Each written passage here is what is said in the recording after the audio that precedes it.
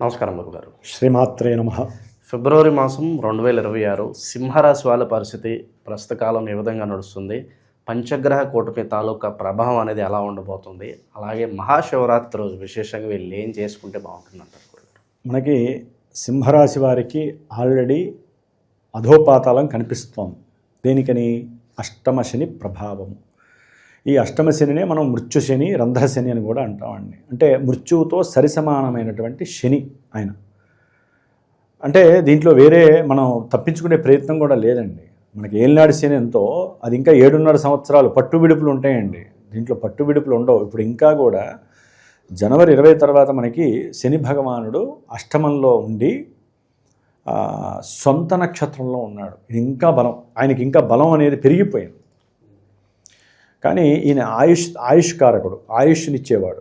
ఆయుష్ స్థానంలో ఉన్నారు సింహరాశికి. అంటే రోగాలు ఇస్తాడు, కష్టాలు ఇస్తాడు, ఇబ్బందులు పెడతాడు, హాస్పిటల్ దాకా తీసుకెళ్తాడు, బెడ్ మీద ఉంచుతాడు, మళ్ళీ తీసుకొస్తాడు. ఆయుష్కారకుడిగా ఇచ్చినా కూడా మృత్యువుకి దగ్గరగా తీసుకొస్తూ ఉంటాడు. అంతేగాని ఇక్కడ ఆయన ఏదో మనల్ని ఏలినాడు శనిలో మోల్డింగ్ చేసినట్టు చేయడు. కొంతమందికి అయితే ధైర్యం తీసుకెళ్ళిపోతాడు సింహరాశి వారికి, వారి గ్రహస్థితులు ఎక్కడైనా తేడా ఉంటే. లేకపోతే ముఖ్యంగా ఈయన ఉద్యోగ పరిస్థితుల మీద తీవ్రమైనటువంటి ప్రభావాన్ని చూపిస్తుంది. అంటే సింహరాశి వారికి ఉద్యోగపరమైనటువంటి విషయాలలో తీవ్రమైనటువంటి మానసిక ఆందోళన కనిపిస్తున్నట్టుగా మాకున్న విశ్లేషణలో తేలుతోంది. ప్లస్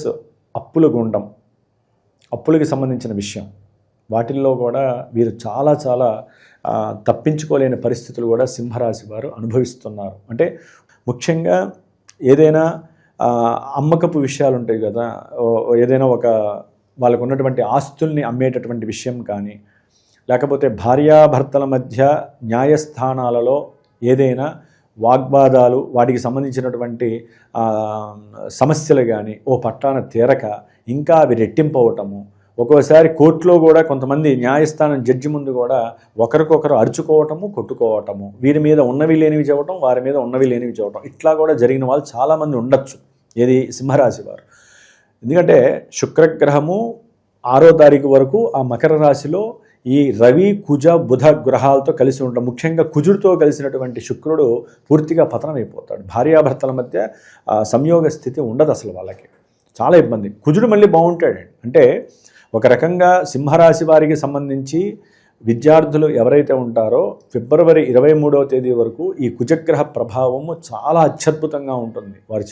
అంటే ఎవరైతే విద్యార్థులు వ్రాతపూర్వకంగా ఉన్నతమైనటువంటి విద్యల కోసము ప్రయత్నం చేస్తూ ఉంటారో వారు మాట్లాడే ఓరల్ ఇంటర్వ్యూలో కానివ్వండి, లేకపోతే వారు రాసేటటువంటి రైటింగ్ విషయంలో కానివ్వండి, విద్యార్థులు చాలా చక్కగా రిజల్ట్ని పొందుతున్నారు. తల్లి యొక్క ఆరోగ్యరీత్యా కూడా పునః వైభవం, అంటే మళ్ళీ ఆవిడ తట్టుకొని స్వభావం, మళ్ళీ జీవితాన్ని గడిపినటువంటి పరిస్థితులు, తల్లిపరంగా కూడా కొంత ఆరోగ్య స్థితి బాగుంది. వీరి ఉద్యోగంలో ఉన్నతమైనటువంటి ఆర్థిక స్థితులు, ఉన్నతమైనటువంటి ప్రమోషన్లు, అసలు ఉద్యోగం లేని వాళ్ళకి ఉద్యోగం వచ్చిన పరిస్థితి ఫిబ్రవరి 12 వరకు కూడా కలుగుతోంది రవి యొక్క ప్రభావంతో. అంటే రవి కుజుల యొక్క ప్రభావము, బుధగ్రహ ప్రభావము చక్కగానే ఉన్నంతలో.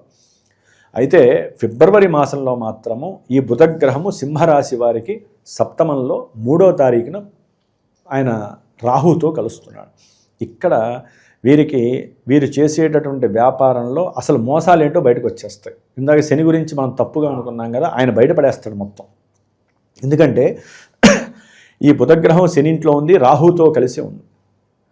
అంటే రాహు అనేవాడు మోసాలు, నీతిమాలిన పనులు చేయటం, ఇవన్నీ ఉంటాయి. యాక్చువల్లీ ఆ వ్యాపార స్థానంలో ఉన్నాడు కాబట్టి ఈ బుధుడు కలిసేసరికి ఏమవుతుంటే అసలు ఎక్కడెక్కడ ఆర్థికపరమైనటువంటి లోటుపాట్లు ఉన్నాయి, నమ్మినవాడు ఎట్లా మోసం చేశాడు, అది అయినవాడా, ఫ్రెండా, లేకపోతే కుటుంబంలో ఉన్నటువంటి సభ్యుడా, లేకపోతే మేనరికంలో ఉన్నటువంటి బంధువులా, లేకపోతే మొన్న ఎవడో పరిచయం అయ్యాడు, వాడేదో నాకు సజెషన్ ఇచ్చాడు, వాడేమన్నా మోసం చేశాడా, అంటే ఇన్ని రకాల ఆలోచనలు వీడికి కలుగుతాయి.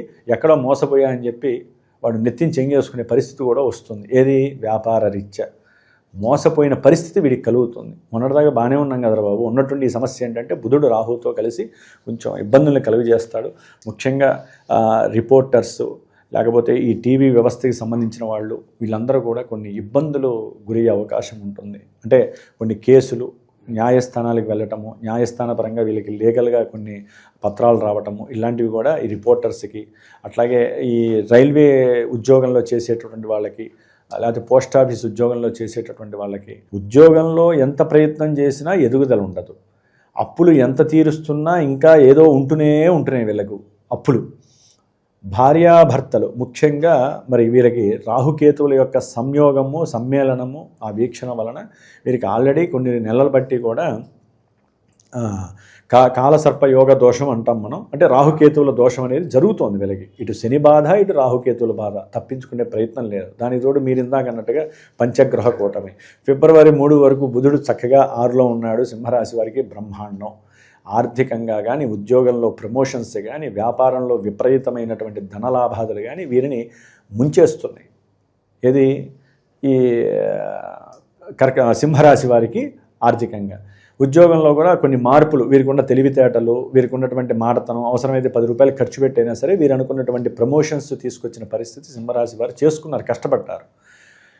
శుక్రుడు వీరికి ఫిబ్రవరి 6వ తేదీ వరకు కూడా 6వ స్థానంలో ఉండటం ద్వారా భార్యాభర్తల మధ్య సరైనటువంటి సంభాషణ క్రియలు లేకపోవటం వలన ఎన్నో రకాలైనటువంటి ఇబ్బందులు పడటం, అంటే విడిపోదామనే స్టేజ్ వరకు కూడా వచ్చినటువంటి పరిస్థితి సింహరాశి వారికి అధికంగా కనిపిస్తుంది ఈ ఫిబ్రవరి.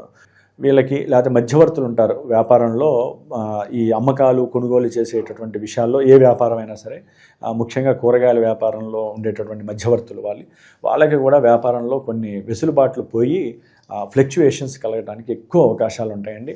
శుక్రుడు కూడా వాళ్ళతో కలుస్తాడు కదా 6వ తారీఖున.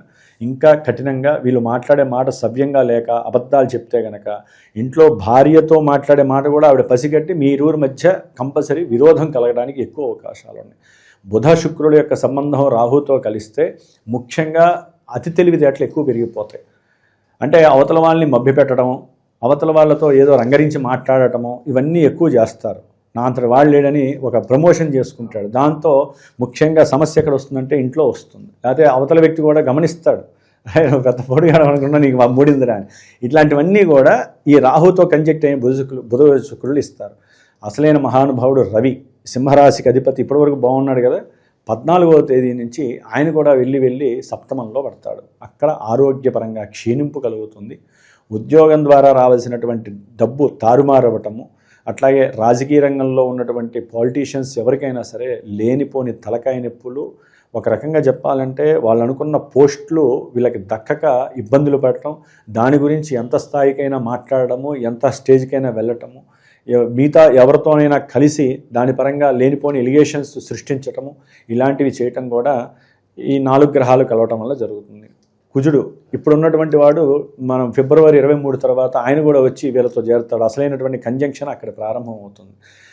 దానివల్ల ఏంటంటే విద్యారంగ వ్యవస్థలు ఉంటాయి, విద్యాలయాలు, వాటికి సంబంధించిన పెద్ద విద్యాలయాలకు సంబంధించి క్యాంపస్లు ఉంటాయి కదా, వాటికి సంబంధించిన సెలక్షన్స్లో కానివ్వండి, లేకపోతే గవర్నమెంట్ పోలీస్ వ్యవస్థలో సంబంధించినటువంటి గవర్నమెంట్కి వాటి సెలక్షన్స్లో కానివ్వండి, ఎక్కడో అక్కడ ఇవన్నీ కూడా పెద్ద గొడవలు జరగడానికి ఈ సింహరాశికి సంబంధించిన వాళ్ళకి అవకాశము, దాంట్లో వీళ్ళు ఇంటర్ఫీర్ అవ్వటము, దానికి సంబంధించినటువంటి కేసులు సమస్యల్లో ఇరుక్కోవటము, ఆ రంగానికి సంబంధించినటువంటి రిజర్వ్ బ్యాంకుకి సంబంధించిన విషయంలో కూడా వీళ్ళకి కొంతమంది ఉద్యోగాలు చేస్తూ ఉంటారు బ్యాంకింగ్ వ్యవస్థలో, వారికి కూడా కొన్ని ఎలిగేషన్స్కి సంబంధించి ఉన్నటువంటి ఉద్యోగాలు ఊడిపోవటము, నెత్తి మీద సమస్యలు పూర్తిగా రావటము, ఇలాంటివన్నీ జరగటానికి సింహరాశి వారికి చాలా అవకాశం ఉంది.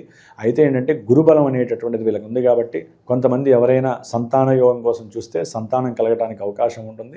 భార్యాభర్తలు అనుసంధానంగా ఉండటం చాలా గొప్ప విషయం.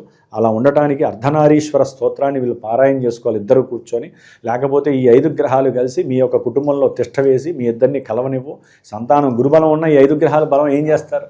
అందుకని బలమంతా ఇటుపక్క ఉంది కదా, గురుడు ఒక్కడే పాప ఆయన ఏం చేస్తాడు, ఆయన కూడా వక్రించి ఉన్నాడు, దాంతో బలం అనేది సరిపోదు. అందుకని సాధ్యమైనంత వరకు సింహరాశి వారు మరి రాశిలోనే కేతు ఉన్నాడు కాబట్టి వాళ్ళ ఆలోచనలు కూడా ఒక్కోసారి తికమకవుతే అర్థం కాని పరిస్థితికి గురవుతారు. కాబట్టి గురుబలం ఒక్కటి వీరిని ఏం చేయలేదు. గ్రహాలన్నీ మీరు అడిగినట్టుగా పంచగ్రహ కూటమంతా కూడా ఫిబ్రవరి నెలలో మజ్జిగ చిలుకున్నట్టుగా చిలుకుతుంది.